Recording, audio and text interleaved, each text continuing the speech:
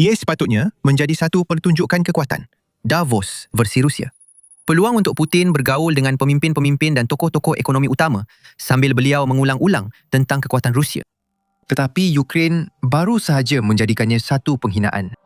Kampung halaman Putin, Saint Petersburg, terbakar pada malam sebelum forum ekonomi yang sangat penting bagi pemimpin Rusia itu. Leningrad kini bermandikan api. Apa yang Putin boleh lakukan hanyalah melihat. Dan jika dia jujur dengan dirinya sendiri, Putin akan tahu bahawa dia memang layak menerima semua ini dan lebih lagi. Bagi Ukraine, ini bukan sekadar memalukan Putin di pentas dunia. Ia adalah tentang membalas dendam atas pembunuhan beramai-ramai oleh Rusia yang tidak dapat dimaafkan. Pagi 3 Jun sepatutnya menjadi pagi yang istimewa untuk Putin. Dia akan menghabiskan pagi itu membuat persiapan untuk salah satu acara terpenting dalam kalender Rusia, Forum Ekonomi Antarabangsa Saint Petersburg atau SPIF. Putin telah berjaya memastikan forum ini terus berjalan sepanjang pencerobohan beliau ke atas Ukraine dengan edisi 2026 bakal menjadi yang kelima diadakan dalam keadaan perang. Ini adalah acara yang mempunyai sejarah yang mendalam. Sebuah pameran utama kuasa Rusia yang diwujudkan pada tahun 1997 dan sejak 2006 telah diadakan khusus di bawah naungan Presiden Rusia, di mana ia boleh digunakan sebagai mekanisme untuk Putin membina hubungan dan mengukuhkan ekonomi Rusia. Angka-angka itu memberitahu anda segala-galanya yang anda perlu tahu tentang mengapa Putin begitu mengambil begat tentang acara ini. Bukan sahaja kerana SBF diadakan di kampung halaman Putin, Saint Petersburg, walaupun itu sentiasa memberi makna istimewa di hati hitam Presiden Rusia itu. Ini adalah acara yang laman web rasmi SBF dakwa telah menerima kehadiran 24,200 orang dari 144 negara dalam edisi 2025. SBF pada tahun itu dikatakan telah menghasilkan penandatanganan 1,084 perjanjian bernilai sekitar 87.8 bilion dolar dan ia menerima lebih daripada 1,300 pakar serta penceramah. SBF bukanlah pameran kecil-kecilan. Ia sangat penting untuk Putin kerana beliau cuba mewujudkan naratif bahawa Rusia masih merupakan kuasa ekonomi global yang penting. Dan SBF 2026 akan menjadi lebih penting daripada biasa. Antara tetamu dari lebih 130 negara yang dilaporkan oleh BBC, terdapat delegasi Amerika Syarikat berprofil rendah yang turut hadir.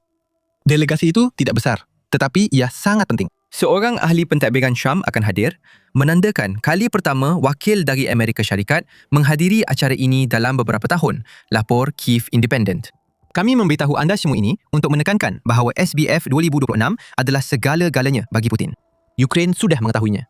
Dan pada pagi itu juga, ketika Putin bangun dari katil dan cuba mempersiapkan dirinya untuk bertemu pemimpin perniagaan serta delegasi dari seluruh dunia, Ukraine telah menyerang jauh ke dalam jantung Saint Petersburg. Pagi 3, Jun menyaksikan penduduk Saint Petersburg terjaga dengan api, asap dan serangan drone Ukraine. Putin berharap bahawa perang yang dimulakannya tidak akan menjadi topik perbincangan. Kini, lebih daripada 20,000 hadirin akan bercakap tentang perang itu sahaja. Asap tebal di seluruh Saint Petersburg menjadi peringatan tepat pada masanya bahawa perang Putin masih berterusan walaupun beliau cuba mengambil hati golongan elit global. Presiden Rusia telah dimalukan. Seorang lelaki yang begitu berusaha untuk menyembunyikan kerosakan yang dilakukan oleh Ukraine terhadap negaranya hanya mampu melihat tanah airnya dirosakkan. Ukraine tidak menunjukkan belas kasihan apabila drone-dronenya menyerang Saint Petersburg pada awal pagi 3 Jun. Sasaran utama, seperti yang dilaporkan oleh Kyiv Post, ialah terminal minyak JSC Petersburg yang merupakan salah satu kemudahan pengendalian minyak terbesar di seluruh barat laut Rusia.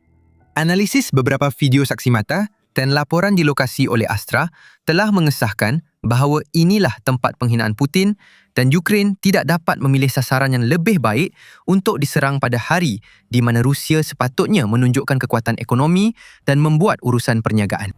Terminal yang terbakar itu hanya 17 km dari pusat Convention Expo Forum di mana SBF 2026 sedang berlangsung. Itu sama terancangnya seperti semua tindakan lain Ukraine. Ini bermakna tiada seorang pun peserta yang dapat mengelak daripada melihat asap dari terminal minyak JSC Petersburg. Putin tidak akan dapat mendakwa bahawa ini semua adalah perkara biasa. Mereka yang cuba dipujuknya dapat melihat sendiri apa yang dibawa oleh pencerobohan Putin ke Rusia. Dari segi ekonomi, pelabuhan yang sedang terbakar itu juga penting untuk Rusia. The Kiev Independent melaporkan bahawa ia mempunyai kapasiti pengendalian sebanyak 12.5 juta tan setahun, menjadikannya salah satu terminal penyimpanan dan eksport bahan api terbesar di Rusia.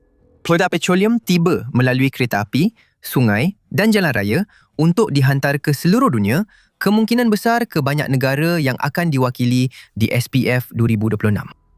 Mungkin ada delegasi di SPF 2026 yang sedang mempertimbangkan untuk membuat perjanjian minyak baharu dengan Putin. Mereka akan terpaksa berfikir dua kali. Anda tidak boleh mempercayai Rusia untuk menunaikan janji minyaknya apabila anda mempunyai imej pelabuhan yang terbakar tersemat dalam fikiran anda. Rusia terus bertindak untuk mengawal kerosakan. Alexander Drostenko, yang merupakan Gubernur Leningrad Oblast dan individu yang Putin percayai untuk menjaga naratif berkaitan kampung halaman Presiden Rusia itu, sudah mencuba menukar penghinaan terhadap Putin menjadi kisah kejayaan Rusia. Dia mendakwa bahawa pertahanan udara Petersburg yang sama telah menangkis serangan Ukraine yang pada mulanya dia dakwa melibatkan 3 drone tetapi kemudian dinaikkan kepada 30 drone. Bagi kami, ia kedengaran seperti seseorang tidak dapat memastikan ceritanya konsisten. Mungkinkah jumlah itu meningkat kerana Drostenko perlu mencari alasan untuk menjelaskan mengapa terdapat begitu banyak api dan asap di Saint Petersburg? Sudah tentu, kami tidak asing dengan dakwaan Rusia yang kononnya telah memintas setiap drone yang dihantar Ukraine ke wilayahnya. Drostenko sekurang-kurangnya cukup bijak untuk tidak membuat sebarang dakwaan tentang serpihan drone yang kebetulan mengenai sasaran tepat yang Ukraine mahu serang. Tetapi, walaupun dia berbuat demikian, ia tetap akan membantu. Dengan semua dakwaannya tentang pemintasan, dia tidak dapat menafikan realiti yang boleh dilihat oleh para hadirin SBF 2026. Lagipun, realiti itu sudah pun tersebar luas di media sosial Rusia. Satu kompilasi menarik tentang bencana yang baru sahaja Ukraine timpakan ke atas Putin telah dikongsi oleh saluran Telegram Toronto TV. Video demi video menunjukkan kesan selepas kejadian itu. Satu video menunjukkan 3 kepulan asap naik dari terminal minyak JSC Petersburg menandakan beberapa drone Ukraine telah mengenai sasaran secara langsung. Satu lagi menunjukkan kebakaran besar sedang marak di terminal itu mengeluarkan asap tebal ke seluruh kawasan. Pertahanan udara Rusia boleh didengar melepaskan tembakan di latar belakang video ini, walaupun bunyi drone Ukraine yang berdengung masih boleh didengar selepas tembakan berhenti. Dan dalam satu lagi video, kita dapat melihat kebakaran itu dari sudut yang berbeza. Ia sangat besar, tidak boleh terlepas pandang, menjadi monumen kepada skala serangan yang dilakukan Ukraine terhadap kampung halaman Putin. Saluran Telegram yang sama juga menawarkan satu lagi maklumat menarik. Menjelang jam 6.00 pagi pada 3 Jun, pihak berkuasa tempatan Leningrad mendakwa berlaku serangan oleh 50 drone. Nampaknya tiada siapa di Rusia yang boleh memberikan angka yang tepat. Presiden Ukraine Volodymyr Zelensky tidak segan silu untuk menambah beberapa telur lagi kepada yang sudah pun menitis di muka Putin. Sementara koni-koni yang berkhidmat untuk Presiden Rusia cuba memutar belit naratif mereka, Zelensky sudah pun menggunakan Telegram untuk mengesahkan bahawa Ukraine bertanggungjawab atas serangan itu dan bahawa ia memang berjaya seperti yang kelihatan dalam rakaman tersebut. Terdapat hasil yang baik daripada operasi jarak jauh kita oleh para askar SBU, SBS, SSO, GUR dan Perkhidmatan Pengawal Sempadan Negara. Objek penting di wilayah Rusia telah diserang malam ini, kata Zelensky sebelum menambah, antaranya ialah terminal minyak Saint Petersburg. Dari sempadan negara kita, Ukraine ke objek industri minyak Rusia ini yang berfungsi untuk perang, jaraknya kira-kira 1,100 km, kata Zelensky. Ada sedikit garam yang ditapur ke dalam luka Putin. Sebut tentang 1,100 km itu sama sengaja seperti segala yang Ukraine lakukan di Saint Petersburg. Ia adalah satu mesej kepada Putin dan juga kepada mereka yang menghadiri persidangan ekonominya. Drone Ukraine boleh terbang jauh dan menyerang dengan kuat. Tiada tempat di Rusia yang selamat. Malah, bandar permata mahkota yang dipilih oleh Putin untuk menyambut puluhan ribu orang pun tidak selamat. Tetapi mungkin petanda terbesar bahawa keadaan benar-benar telah menjadi sangat teruk di SBF 2026 seolah-olah api yang marak dan asap tebal yang tidak boleh diabaikan itu belum cukup ialah apa yang sedang berlaku di lapangan terbang Polkovo, Saint Petersburg.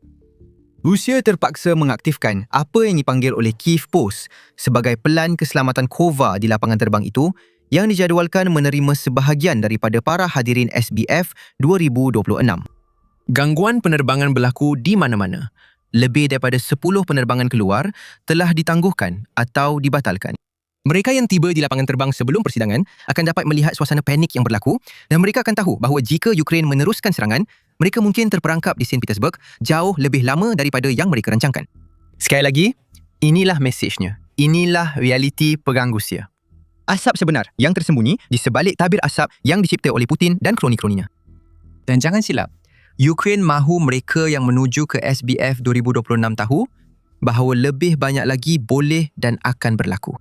The Kiev Independent mendedahkan bahawa SBU Ukraine telah mengeluarkan kenyataan selepas serangan itu di mana ia memainkan peranan yang sangat besar.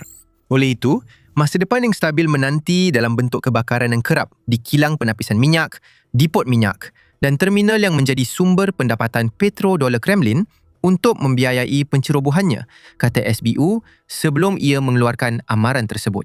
Semakin lama Rusia memilih perang berbanding keamanan, semakin kerap kemudahan yang menyokongnya akan terbakar. Terjemahannya, terminal minyak JSC Petersburg terbakar hari ini dan lebih banyak drone akan datang tidak lama lagi untuk memastikan ia terus terbakar. Apa yang baru saja kita saksikan di St. Petersburg adalah bertujuan untuk memalukan Putin. Itu memang jelas. Tetapi ia juga lebih daripada itu. Ukraine baru sahaja menyalakan kampung halaman Putin kerana mereka mahukan balas dendam. Rusia telah melakukan sesuatu yang sangat kejam sehingga satu tindak balas perlu diberikan.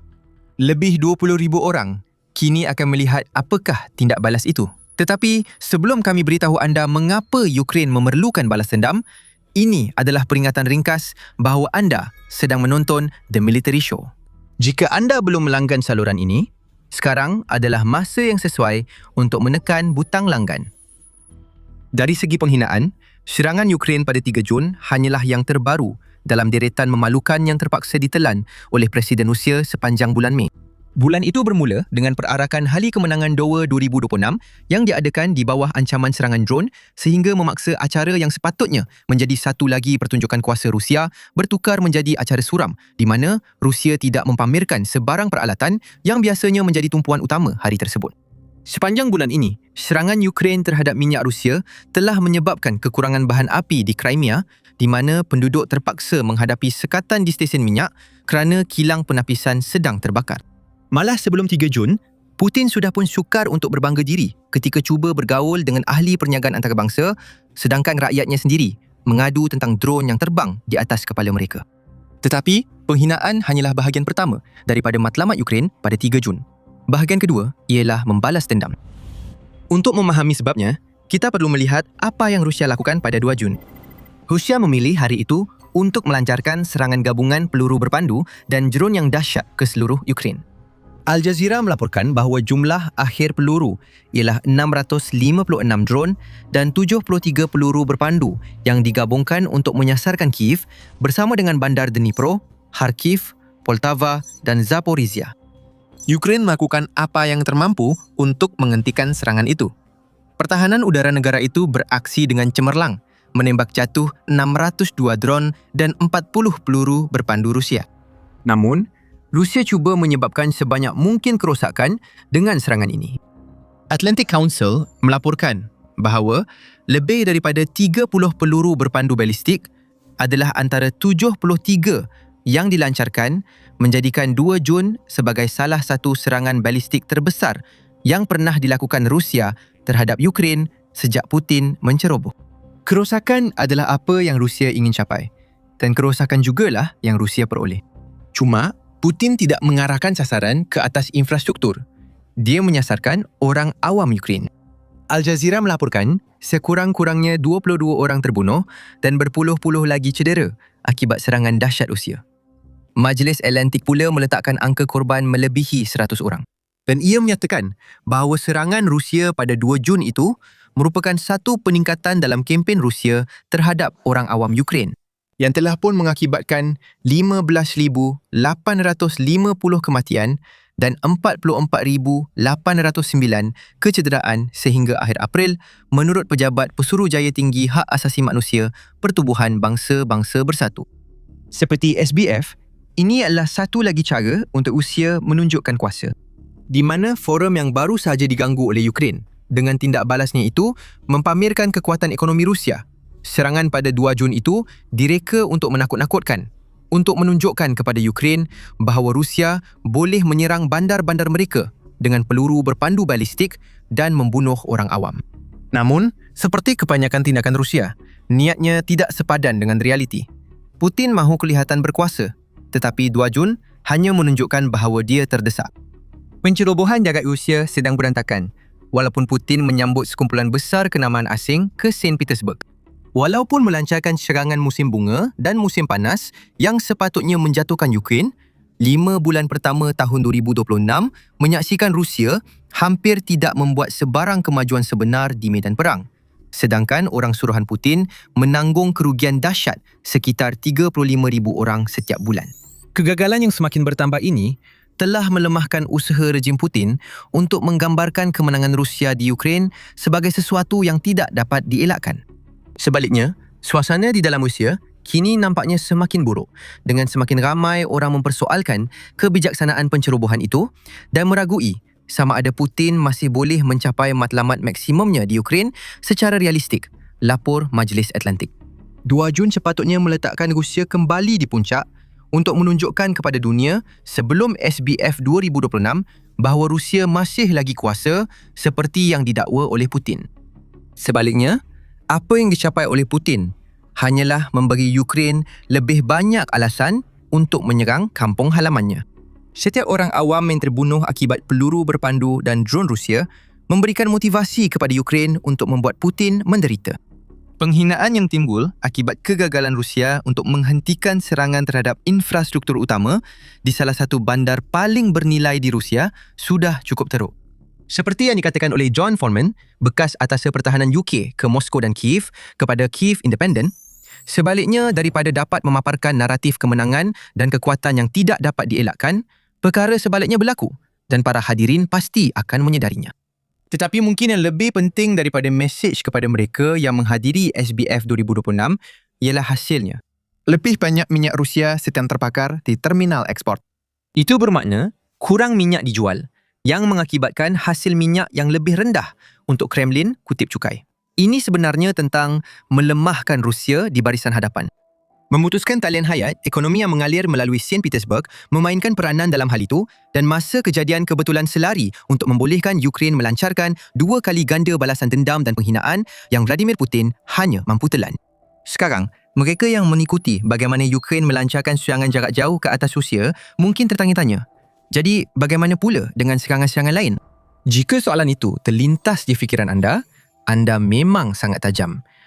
Sebagaimana mengagumkannya pemusnahan terminal minyak di Saint Petersburg, Ukraine telah membuktikan berkali-kali bahawa mereka tidak hanya menumpukan pada satu sasaran apabila menghantar drone jarak jauh ke Rusia.